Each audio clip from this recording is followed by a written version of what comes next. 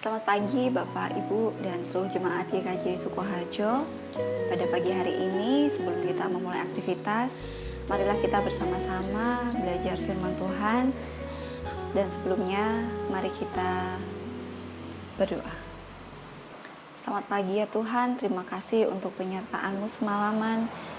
Kami dapat beristirahat, dan pada pagi hari ini, dengan rahmat-Mu, Engkau membangunkan kami, dan Engkau izinkan kami untuk menjalankan aktivitas pada pagi hari ini ya Bapa.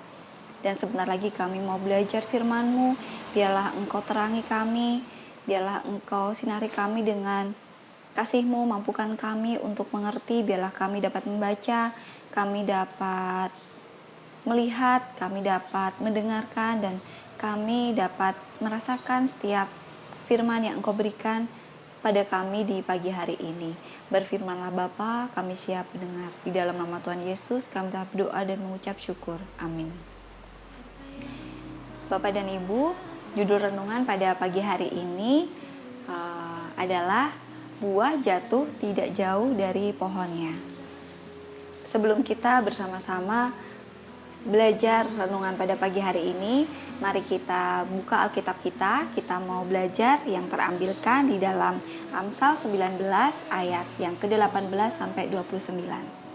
Amsal 19 ayat yang ke-18 sampai ke-29. Beginilah firman Tuhan. Hajarlah anakmu selama ada harapan, tetapi jangan engkau menginginkan kematiannya.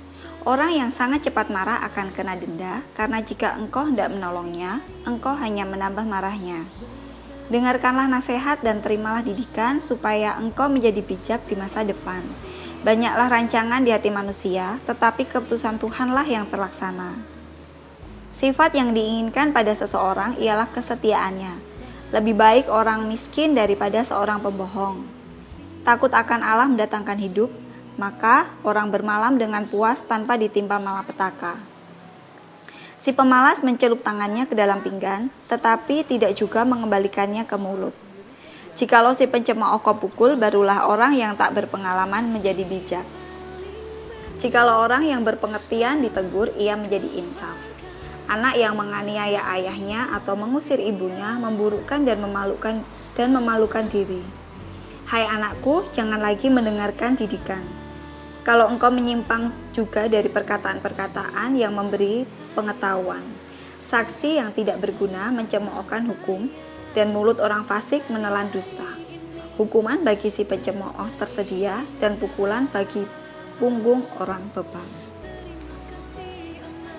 Bapak dan Ibu, menyadari pentingnya pendidikan anak sejak dini, bukan hanya pendidikan secara pengetahuan saja, melainkan juga secara karakter dan kerohanian. Pendidikan pengetahuan, karakter, dan kerohanian merupakan 3 elemen penting untuk diajarkan secara seimbang bagi anak-anak kita.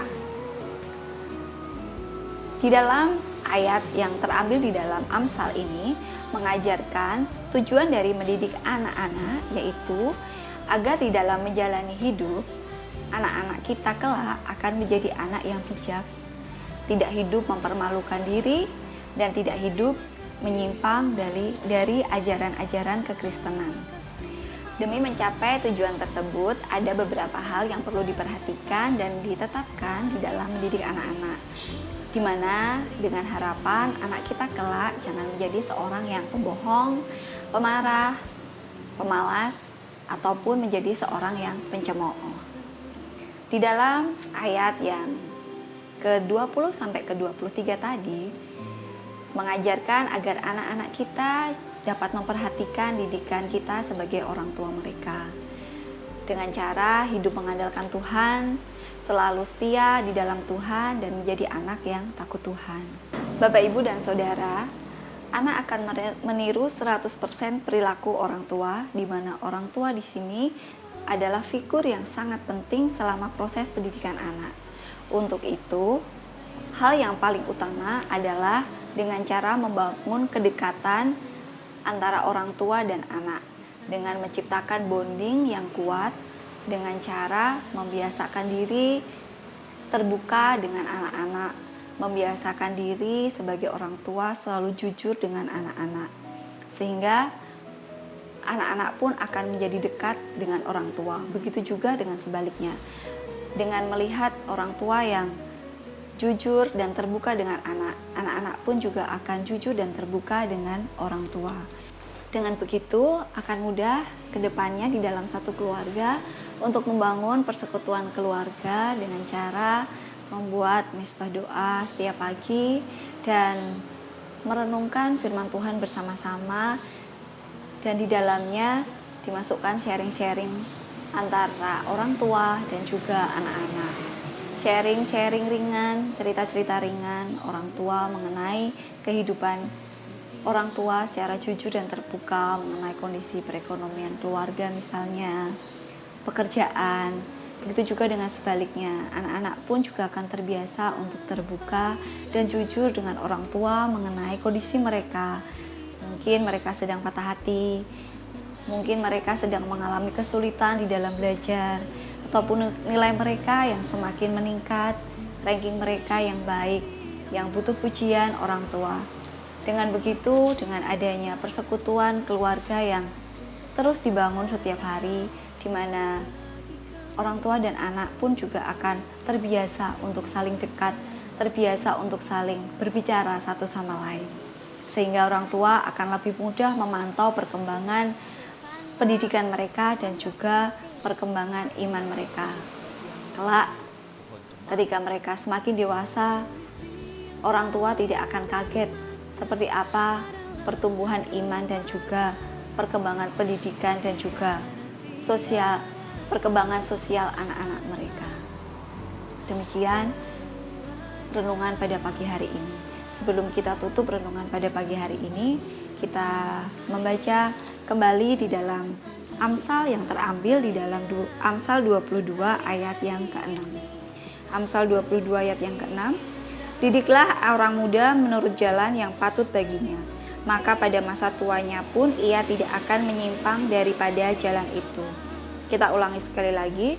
Didiklah orang muda menurut jalan yang patut baginya, maka pada masa tuanya ia tidak akan menyimpang daripada jalan itu. Demikian renungan pada pagi hari ini. Selamat beraktivitas Bapak, Ibu, dan Saudara seluruh jemaat GKJ Sukoharjo. Tuhan Yesus memberkati. Mari kita berdoa. Terima kasih ya Tuhan untuk firman-Mu pada pagi hari ini.